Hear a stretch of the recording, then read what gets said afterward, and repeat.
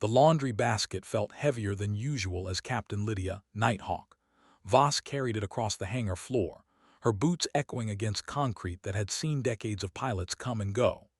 Steam rose from the industrial washers, creating ghostly shapes in the fluorescent light that filtered through the massive bay doors. Outside, F-16 Fighting Falcons sat in perfect formation, their titanium skin gleaming like sleeping predators under the desert sun of Nellie's Air Force Base.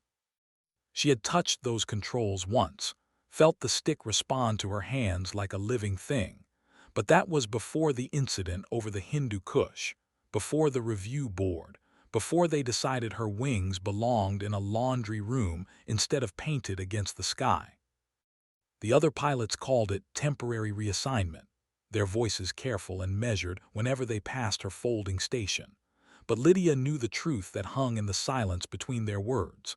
At 32, she was supposed to be leading squadrons, not separating flight suits by rank and squadron number.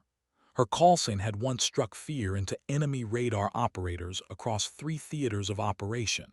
Now it felt like a ghost haunting her own shadow. The hangar doors groaned open, and a convoy of black SUVs rolled across the tarmac with an urgency that made every mechanic stop their work. Lydia's hands stilled on a lieutenant's flight suit as she watched men in expensive suits emerge, their faces grave behind sunglasses that reflected the Nevada heat. She recognized the posture immediately: intelligence community, the kind that showed up when something had gone catastrophically wrong somewhere in the world. Flight Commander Colonel Marcus Reed appeared at her elbow with the sudden presence of a man accustomed to commanding attention. His weathered face bore the map of 1,000 missions, and his eyes held the weight of decisions that had shaped conflicts across 4 continents. In his hand was something that made Lydia's breath catch in her throat, a helmet bearing the distinctive markings of an active pilot, its visor reflecting her own stunned expression. "Captain Voss," Reed's voice carried the authority of a man who had never doubted his ability to read people. "We have a situation developing in the South China Sea. Satellite imagery shows Chinese naval forces moving into disputed waters, and our reconnaissance assets are being systematically eliminated. We need someone who can fly where others can't, someone who understands that sometimes the mission matters more than the manual." He extended the helmet toward her, its weight seeming to bend reality around them. "The Pentagon specifically requested you." The laundry basket slipped from her fingers, flight suits scattering across the hangar floor like fallen angels. The briefing room smelled of stale coffee and the particular tension that preceded classified operations. Lydia sat rigidly in a chair that felt foreign after months of standing at washing machines, her hands unconsciously flexing, as if remembering the feel of a control stick. Around the table, faces she recognized from her previous life studied classified documents with the intensity of surgeons examining a patient. The large screen at the front of the room displayed satellite imagery that told a story of escalating naval tensions, with red dots marking the last known positions of missing reconnaissance aircraft. Colonel Reed's voice cut through the air conditioning hum. "Gentlemen, meet Captain Lydia Voss, call sign Nighthawk. Some of you may remember her from Operation Desert Mirage." The room's atmosphere shifted subtly, like the moment before a thunderstorm when the air pressure drops. Major Jackson, whom she'd known since flight school, nodded with grudging respect, while Captain Torres avoided her eyes entirely. "The situation is deteriorating rapidly," Reed continued, clicking to the next slide. "Chinese forces have established what they're calling a maritime safety zone around the Spratly Islands, but our signals intelligence suggests something far more significant. They've deployed advanced surface-to-air missile systems and are actively targeting any aircraft that ventures within 200 nautical miles." The red zones on the map looked like spreading blood stains against the blue of the South China Sea. Intelligence Officer Rebecca Shaw stood, her crisp uniform bearing ribbons that spoke of years spent analyzing threats most people never knew existed. "Captain Voss, your unconventional approach to low-altitude penetration in mountainous terrain caught Beijing's attention 3 years ago. They've specifically adapted their defense grid to counter traditional NATO tactics, but your methodology remains largely unknown to their systems. Lydia finally spoke, her voice carrying the controlled precision of someone who had learned to weigh every word. You're asking me to probe Chinese airspace to determine the true nature of their naval buildup. It wasn't a question. Her analytical mind was already processing flight patterns, radar signatures, and the dozen variables that would determine whether she returned to fold laundry or never returned at all. Not probe, Reed corrected, his expression grave. We need detailed reconnaissance of their naval capabilities, their missile deployment patterns, and most importantly, we need to know if they're preparing for something beyond territorial enforcement. The president needs options, and options require intelligence. The weight of national security settled on her shoulders like a flight suit she'd almost forgotten how to wear. Dawn broke over Nellie's with the particular clarity that only existed in the Nevada desert, painting the mountains in shades of gold and amber that reminded every pilot why they chose the sky over solid ground. Lydia stood beside her assigned aircraft, an F-16C Block 50 that had been modified with reconnaissance packages and electronic countermeasures that represented the cutting edge of aerial intelligence gathering. The crew chief, a weathered sergeant named Murphy who'd been maintaining fighters since before she'd learned to drive, ran his hands over the aircraft with the devotion of a man whose reputation rode on every bolt and wire. "She's been waiting for the right pilot," Murphy said, his voice carrying the gravelly wisdom of someone who'd seen aircraft and pilots come together in perfect harmony or catastrophic failure. "Modified her myself based on specs from people who don't officially exist. Enhanced radar warning receiver, adaptive jamming suite, and a camera package that can read license plates from 20,000 feet. The familiar weight of her helmet settled over her head like a crown of responsibility, and suddenly, the months of laundry duty felt like someone else's life. Her hands moved through the pre-flight checklist with muscle memory that transcended conscious thought, each switch and gauge responding to her touch like instruments in a symphony she'd been born to conduct. The engine spooled up with a sound that resonated in her chest, a mechanical heartbeat that synchronized with her own. Colonel Reed's voice crackled through her headset as she taxied toward the runway. "Nighthawk, your mission parameters are simple in theory, complex in execution. Penetrate Chinese airspace, gather intelligence on naval deployments, and return with actionable data. Rules of engagement are defensive only unless directly threatened. The world will be watching, even if they don't know it." "Copy that, Control. Nighthawk ready for departure." The runway stretched before her like a pathway to redemption, its heat shimmer creating the illusion of water that pilots knew better than to trust. Behind her, the laundry room stood empty for the first time in months, flight suits hanging motionless in air that no longer carried the sound of her footsteps. The tower cleared her for takeoff, and as her aircraft broke free from the Earth's embrace, Lydia felt something she'd almost forgotten, the pure joy of flight, the moment when metal and human became something greater than the sum of their parts. Below, the desert fell away like discarded clothing, revealing the vast expanse of sky that had always been her true home.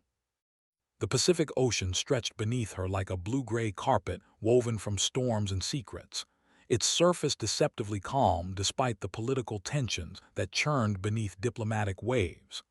Lydia's F-16 cut through the thin air at 35,000 feet, her engine humming with the steady confidence of American engineering pushed to its operational limits. The modified fuel tanks gave her extended range, but every mile eastward carried her deeper into a situation that could define the next decade of international relations. Her radar warning receiver remained mercifully quiet as she approached the first waypoint, a coordinate in empty ocean that marked the beginning of truly contested airspace. The GPS display showed her position with clinical precision, but numbers on a screen couldn't capture the weight of flying alone into a theater where 3 missing reconnaissance aircraft had simply vanished from satellite tracking. Their fate remained unknown, classified at levels that required congressional oversight to access. "Nighthawk, this is Overlord," came the encrypted transmission from her handler, a voice that carried the authority of someone operating from a bunker buried beneath Virginia farmland. "Satellite imagery shows increased surface activity in your target area. Recommend descent to 25,000 for optimal reconnaissance positioning while maintaining defensive capability." "Roger, Overlord. Beginning descent."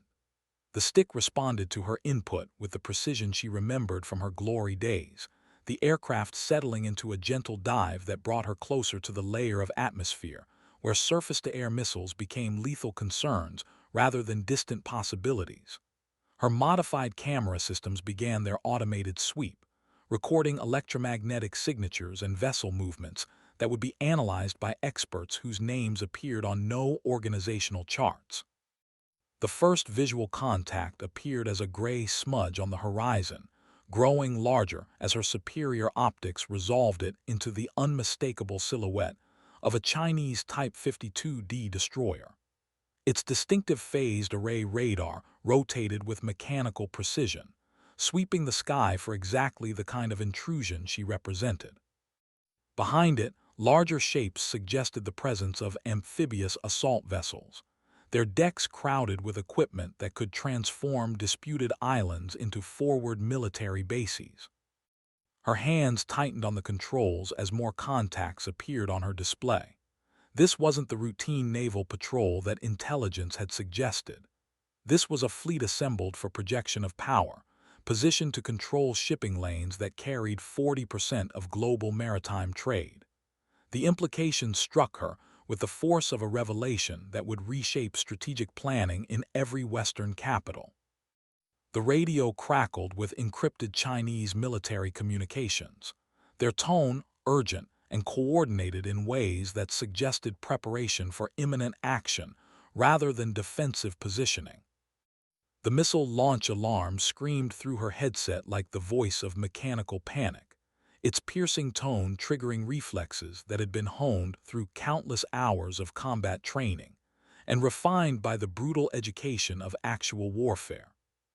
Lydia's world compressed into a tunnel of focused awareness as her radar warning receiver painted the electronic signature of an incoming SA-21 surface-to-air missile. Its guidance system locked onto her aircraft with the relentless determination of a mechanical predator. "Nighthawk, missile inbound, bearing 270, time to impact 30 seconds." Her own voice sounded strangely calm against the chaos of alarms and electronic countermeasures activating automatically. The F-16 shuddered as chaff and flare dispensers fired, creating a cloud of metallic confetti and infrared decoys designed to confuse incoming threats. But the SA-21 was a modern weapon, equipped with sophisticated guidance that could differentiate between decoys and genuine targets. She pulled the stick hard right, feeling the G-forces press her into her seat as the aircraft entered a diving turn that pushed both machine and pilot toward their operational limits. The missile adjusted its trajectory with computerized precision, its rocket motor burning with the steady fire of certain death. 20 seconds. Her training took over, muscle memory guiding her through defensive maneuvers that had been practiced until they became instinctive responses to mortal threat. The surface of the ocean rushed toward her as she dove through 15,000 feet, using altitude as a resource to be converted into speed and maneuverability. The missile maintained its pursuit, its guidance system updating continuously as it calculated interception vectors with mathematical certainty. 10 seconds. Lydia waited until the last possible moment before executing a high-G barrel roll that brought her aircraft parallel to the water's surface. The missile's proximity fuse triggered by salt spray rather than aircraft skin. The explosion bloomed behind her like a deadly flower, its shockwave rattling her aircraft and reminding her that survival in modern combat measured itself in milliseconds and inches. But there was no time for relief. Her radar warning receiver immediately lit up with new threats as the Chinese fleet below, adjusted their defensive posture to account for her presence. Overlord Nighthawk, I've been painted by multiple targeting radars. Request immediate extraction vector. Her voice remained steady despite the adrenaline flooding her system, a professional calm that had been earned through years of facing death at supersonic speeds. Negative Nighthawk, mission parameters unchanged. Gather intelligence and return with actionable data. The stakes are too high for abort. The order hung in the air like a death sentence, wrapped in diplomatic necessity. Banking hard to port, Lydia felt her aircraft respond with the eager precision of a thoroughbred racehorse given its head on an open track. The Chinese fleet spread beneath her like a tactical board game played with billion-dollar pieces, each vessel positioned with military precision that spoke of months of careful planning and strategic coordination. Her enhanced cameras worked continuously, their high-resolution sensors capturing details that would be analyzed by intelligence specialists, whose conclusions could influence the deployment of entire carrier battle groups. The destroyer that had launched the missile was already rotating its vertical launch system toward her new position, its radar-guided fire control system painting her with electromagnetic energy that felt like the stare of a predator selecting its next meal. But Lydia had spent 3 years learning to dance with death in Afghanistan's mountain valleys, where Taliban surface-to-air missiles turned every mission into a high-stakes game of three-dimensional chess played at 500 miles per hour. Nighthawk, we're seeing increased radio chatter from Chinese Naval Command. Overlord's voice carried the tension of people watching satellite feeds while knowing they could only observe, never intervene. Suggest you complete reconnaissance sweep and depart area immediately. We're tracking additional surface combatants approaching from the northeast. Roger, Overlord, beginning final reconnaissance pass. She rolled inverted and pulled through until she was flying level at 8,000 feet, low enough to capture detailed imagery of the fleet's composition, while remaining above the effective engagement envelope of shorter-range defensive systems. The irony wasn't lost on her. Months ago, she'd been considered too reckless for combat operations. Now her willingness to push beyond conventional safety margins was exactly what the mission required. The camera systems recorded everything with digital precision. Amphibious assault ships loaded with main battle tanks, supply vessels carrying the logistical support necessary for extended operations, and most concerning of all, what appeared to be a mobile missile launcher positioned on the deck of a converted cargo vessel. The implications struck her with crystalline clarity. This wasn't defensive positioning. This was preparation for offensive action against targets that required significant firepower to neutralize. A new radar signature appeared on her threat display, different from the naval systems she'd been evading. This one carried the distinctive frequency pattern of airborne intercept radar, which meant Chinese fighters were airborne and closing on her position. The sky, which had seemed infinite moments before, suddenly felt crowded with lethal possibilities. Her fuel gauge showed reserves sufficient for return flight, but only if she departed immediately and maintained optimal cruise parameters throughout the journey home.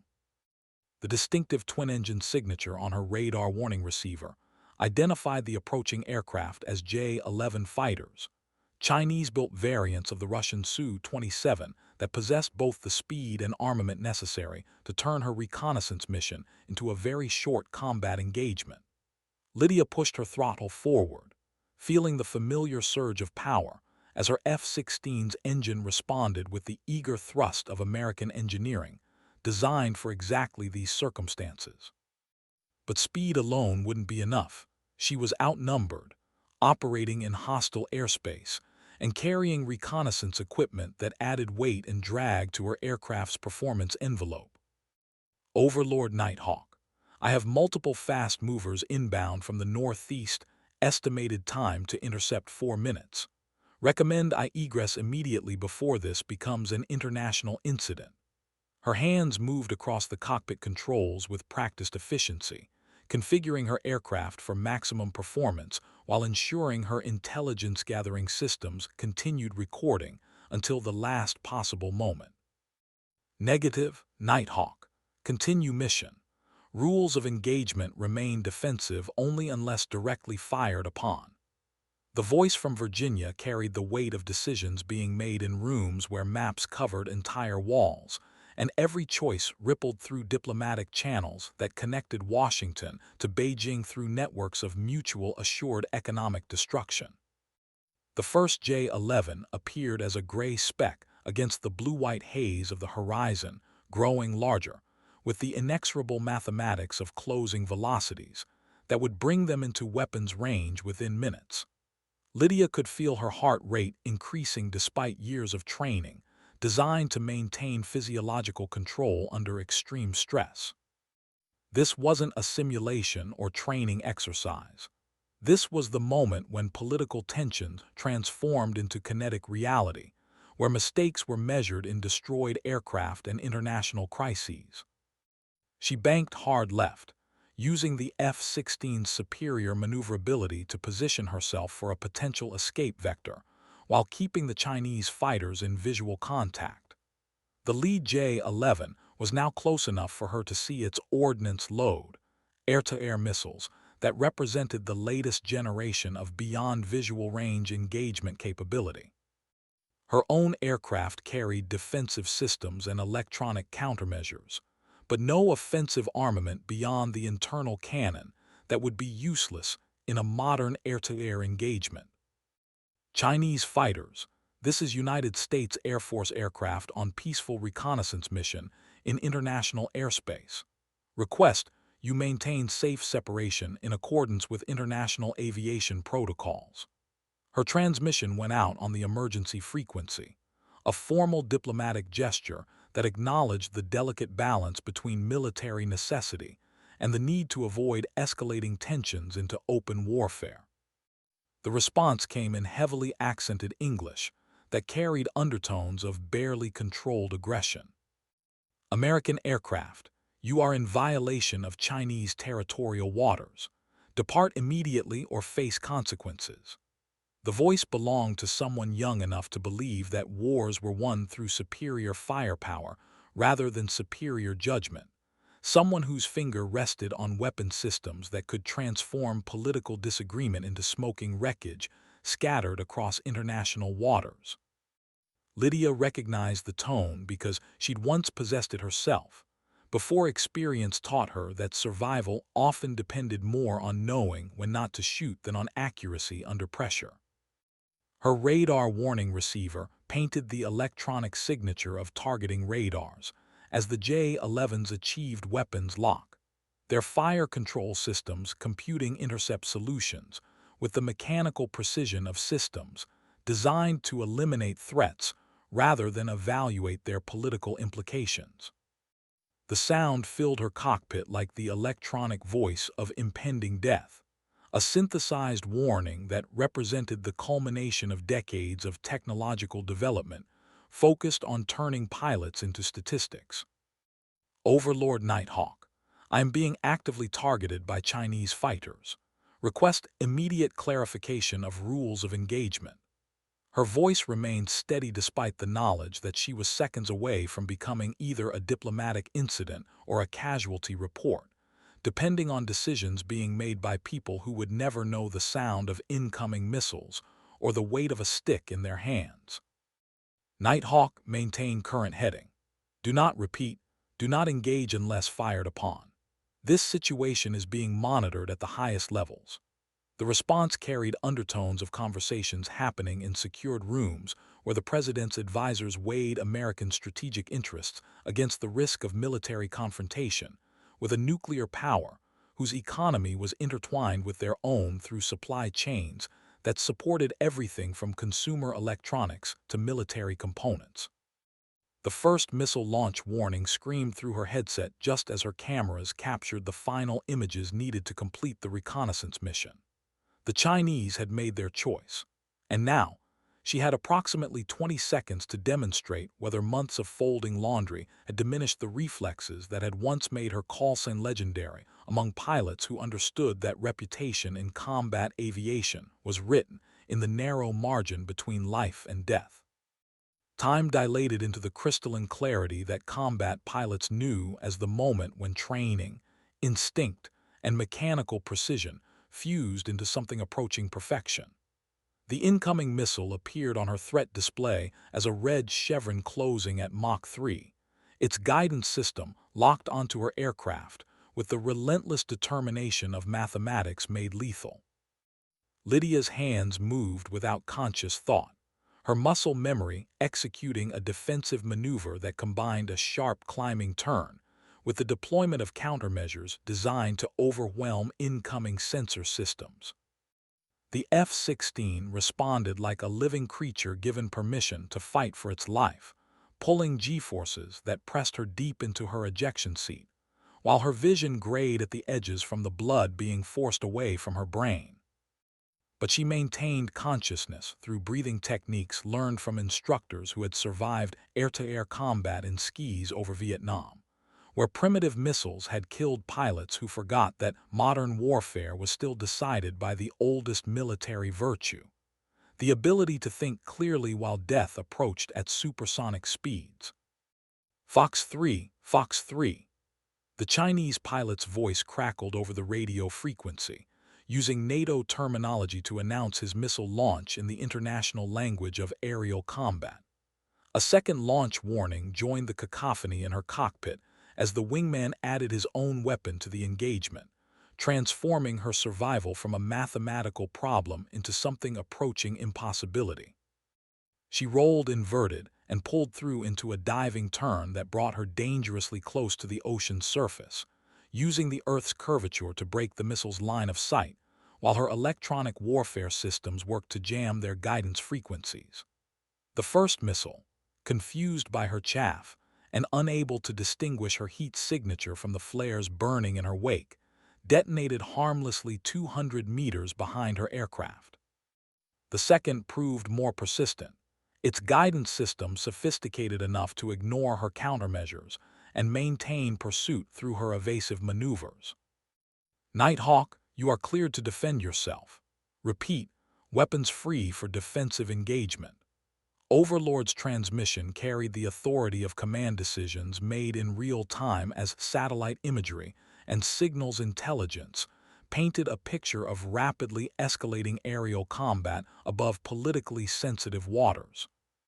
Lydia's cannon system came online with a mechanical whine that represented the transformation from reconnaissance pilot to combat aviator, a psychological shift she'd hoped never to experience again.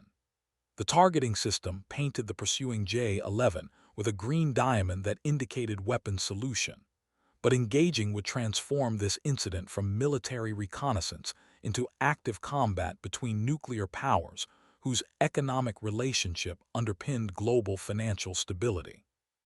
The missile's proximity fuse triggered just as she executed a last desperate barrel roll that brought her aircraft within 50 feet of the water's surface. The explosion's shockwave struck her F-16 like an invisible fist, the overpressure wave rattling every rivet and wire in an airframe already stressed beyond normal operational parameters.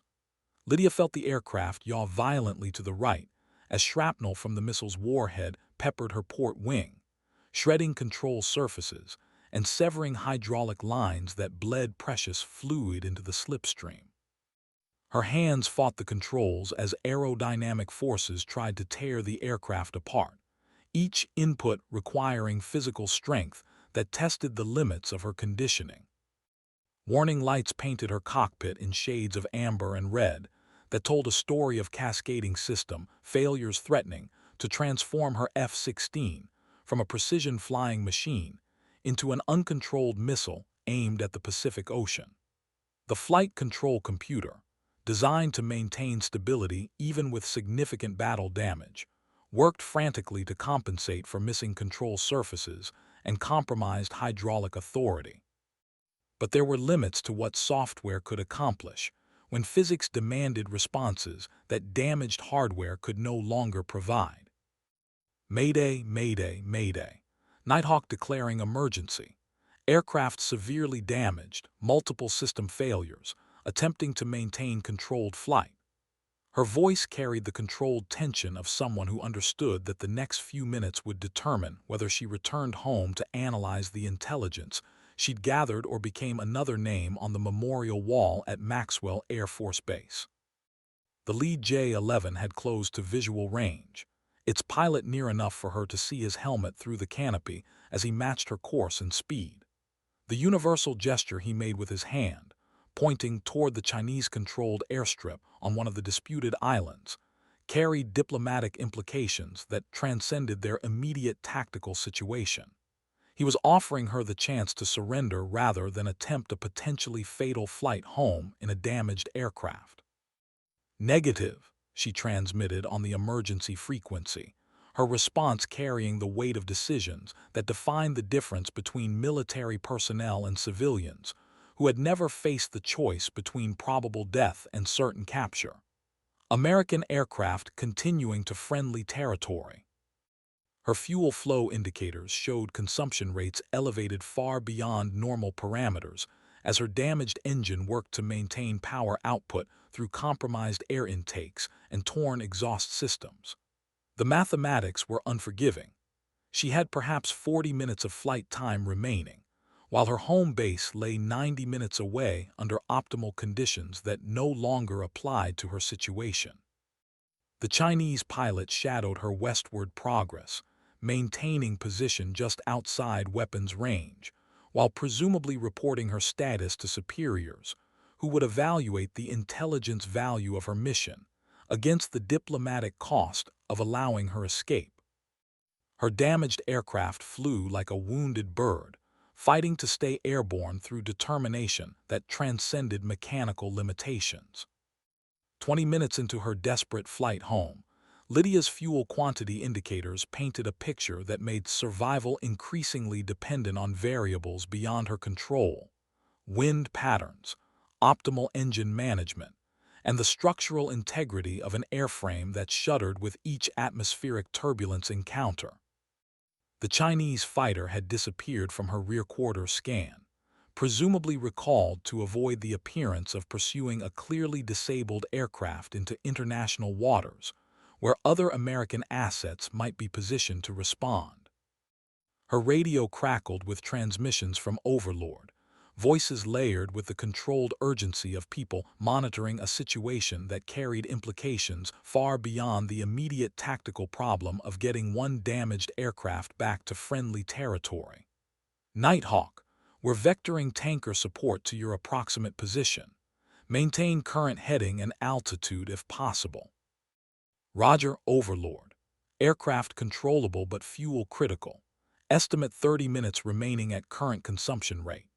She made the transmission while simultaneously working to reduce power settings without compromising her ability to maintain level flight, a delicate balance between fuel conservation and aerodynamic necessity that required constant attention as her damaged control surfaces created drag coefficients that existed nowhere in the technical manuals. The KC-135 Stratotanker appeared on her radar as a blessed electronic signature, moving toward an intercept point calculated by computers that had processed her aircraft's performance limitations and fuel consumption rates. But aerial refueling required precise formation flying at speeds and altitudes that her damaged F-16 might not be able to maintain long enough to complete the fuel transfer process. Nighthawk, this is Texaco 77, approaching from your 2 o'clock high. How copy? The tanker pilot's voice carried the calm professionalism of someone whose job description included saving other pilots' lives through precision flying in conditions that ranged from routine to impossible. Texaco 77, Nighthawk. Aircraft severely damaged, reduced control authority, request minimum approach speed for contact. She could see the massive aircraft now, its gray bulk moving through the sky with the steady confidence of 4 engines and a crew trained to perform miracles of coordination under pressure.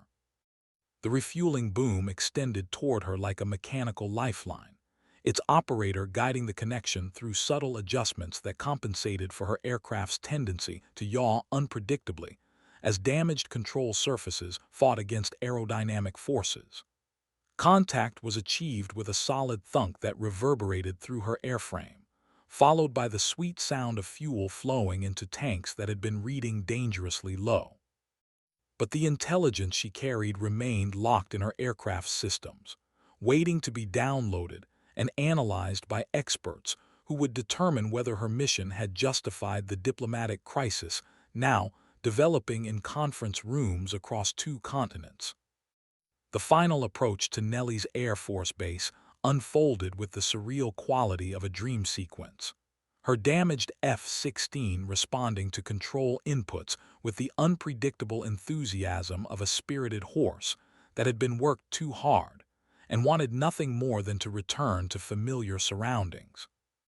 The runway stretched before her like a ribbon of salvation painted across the Nevada desert, its heat shimmer creating optical illusions that her brain had to consciously filter out, while managing an approach that required every gram of her experience and intuition. Nighthawk, Nellie's Tower. We have emergency equipment standing by. Report your control authority and landing configuration. The tower controller's voice carried the professional calm of someone who had talked hundreds of pilots through emergencies ranging from simple hydraulic failures to complete engine failures that left aircraft gliding toward Earth with the aerodynamic efficiency of falling pianos. Nellie's Tower, Nighthawk. Partial control authority, hydraulic system degraded, landing gear status unknown until selection. Request long final for approach configuration. She began the careful process of extending landing gear and flaps, each system activation requiring prayer and mechanical sympathy, as damaged components were asked to perform functions they'd been designed for before enemy missiles had rearranged their internal architecture. The landing gear extended with mechanical groans and metallic protests that sounded through her airframe like the complaints of machinery pushed beyond its design specifications. Green lights on her instrument panel confirmed that her wheels were down and locked, while warning lights continued to paint her cockpit in colors that reminded every pilot that modern aircraft were collections of systems whose failure could transform routine operations into survival exercises. Her approach speed was higher than normal, necessitated by damaged control surfaces that required additional airspeed to maintain sufficient control authority for the precise adjustments required during the final moments before touchdown. The runway grew larger in her windscreen as she descended through the approach path, emergency vehicles positioning themselves alongside the landing area like mechanical spectators, gathered to witness either successful completion or spectacular failure. Touchdown came with a jarring impact that tested every structural component in her airframe, followed by the controlled violence of aerodynamic braking, as her damaged aircraft shed velocity through mechanical systems that had been stressed far beyond their normal operational parameters. The drag chute deployed successfully, its white canopy blossoming behind her like a flower of controlled deceleration that brought her aircraft to a stop with mechanical groans that sounded like relief. Emergency personnel surrounded her F-16 before the engines had completely spooled down, their trained efficiency focusing on pilot extraction and aircraft security, with movements that spoke of countless exercises practiced until they became instinctive responses to crisis.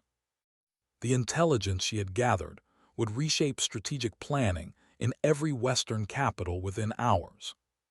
The debriefing room felt like a confessional designed by people who understood that truth in military intelligence was often more complex than the binary categories of success and failure. Lydia sat across from a collection of faces that represented every level of the national security apparatus, from Air Force officers whose ribbons told stories of similar missions to civilian analysts whose security clearances granted them access to information that existed in digital vaults buried beneath government buildings, whose locations appeared on no public maps.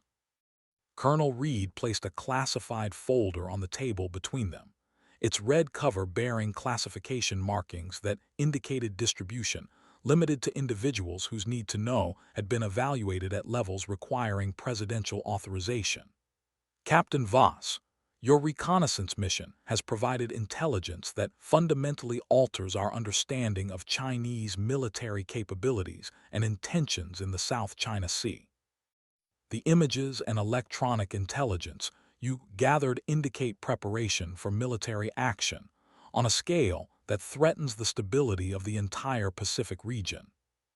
The photographs spread across the table told a story that transcended the simple territorial dispute that most news media had been reporting. Amphibious assault vessels loaded with main battle tanks, mobile missile launchers positioned for maximum strategic effect, and supply ships carrying the logistical support necessary for sustained military operations far from Chinese territorial waters. Each image represented a piece of intelligence that would inform decisions affecting millions of people who would never know how close they'd come to living through the opening moves of a conflict that could reshape global power structures. Intelligence Officer Shaw leaned forward, her expression carrying the weight of someone who had spent years analyzing threats that most people preferred to ignore. The electronic signatures you recorded indicate deployment of advanced radar systems previously thought to be in developmental stages. This suggests Chinese military technology has advanced beyond our previous assessments, with implications for every defensive system currently protecting American interests in the Pacific theater. "Ma'am," Lydia replied, her voice carrying the measured tone of someone who had learned to separate emotional response from professional analysis. The Chinese naval commander was clearly positioning his forces for offensive action rather than defensive patrol. The coordination I observed suggested planning and preparation that extended far beyond the current territorial dispute. Major Jackson, who had remained silent throughout the technical briefings, finally spoke with the voice of someone whose own combat experience provided context for evaluating intelligence gathered under fire. "Captain, your willingness to complete the mission despite being actively engaged by enemy fighters provided intelligence that would have been impossible to gather through any other means. The strategic value of what you accomplished justifies every risk you accepted." Outside the briefing room windows, F-16s continued their training flights across Nevada sky that seemed infinite and peaceful, carrying pilots who might soon be asked to apply the lessons learned from her mission in skies that offered neither peace nor forgiveness. 6 months later, Captain Lydia Nighthawk Voss stood before a formation of young pilots whose eager faces reflected the ambition and confidence she remembered from her own early days, when flying seemed like the most natural expression of human potential. The hangar around them hummed with the activity of a squadron preparing for deployment, mechanics and crew chiefs working with the focused intensity of people who understood that their attention to detail would determine whether these pilots returned home or became memorial wall statistics. Her new assignment as squadron commander carried responsibilities that extended far beyond individual flight operations into the complex realm of training pilots for missions they hoped they'd never be asked to perform. The Chinese naval buildup in the South China Sea had continued despite international diplomatic pressure, creating a strategic situation that military planners characterized as the most dangerous since the Cold War's tensest moments. "Ladies and gentlemen," she began, her voice carrying the authority earned through combat experience and tempered by the knowledge that leadership in military aviation meant accepting responsibility for decisions that affected young lives. "The mission sets your training for represent the evolution of air power into domains that previous generations of pilots could never have imagined. Electronic warfare, reconnaissance penetration, and multi-domain operations require skills that combine traditional flying ability with technological sophistication that pushes the boundaries of human performance." Lieutenant Jennifer Falcon Martinez, fresh from advanced training and carrying the eager confidence of someone who had never been shot at, raised her hand with the respectful attention that military protocol demanded. "Ma'am, how do we prepare for missions where the rules of engagement change in real time based on political considerations we can't control?" The question carried implications that struck at the heart of modern military aviation, where pilots operated in an environment where tactical decisions carried strategic consequences that rippled through diplomatic channels, connecting adversaries whose economies were interdependent despite their military competition. Lydia paused, choosing her words with the careful precision of someone who understood that her answer would influence how these young officers approached situations where mechanical skill and political awareness intersected in potentially lethal combinations. "You prepare by understanding that your primary mission is always to return home safely, while accomplishing objectives that serve American interests," she replied, her voice carrying undertones of experience gained through missions where survival and success had demanded split-second decisions made without complete information. "The tactical situation will always be more complex than the briefing materials suggest, and your ability to adapt while maintaining mission focus will determine both your survival and your effectiveness." The morning sun streaming through the hangar doors painted their faces in golden light that reminded every pilot why they'd chosen the sky as their domain. Despite the knowledge that modern warfare had transformed flying from adventure into something approaching mathematical precision, applied under conditions of mortal stress. Their training would prepare them for missions that might determine whether the Pacific remained a peaceful ocean or became the theater for conflicts that would reshape global power structures. The memorial wall at Maxwell Air Force Base carried new names etched in black granite that reflected the faces of visitors who came to remember pilots whose final missions had been completed in skis over distant waters, where political tensions had transformed into kinetic reality. Lydia stood before the polished stone, her colonel's eagles catching morning light that filtered through Alabama pines, whose roots drew sustenance from soil that had witnessed generations of military personnel learning to balance duty with the human cost of service to country. 2 years had passed since her reconnaissance mission over the South China Sea. 2 years during which the intelligence she'd gathered had informed strategic decisions that prevented what Pentagon analysts privately characterized as the closest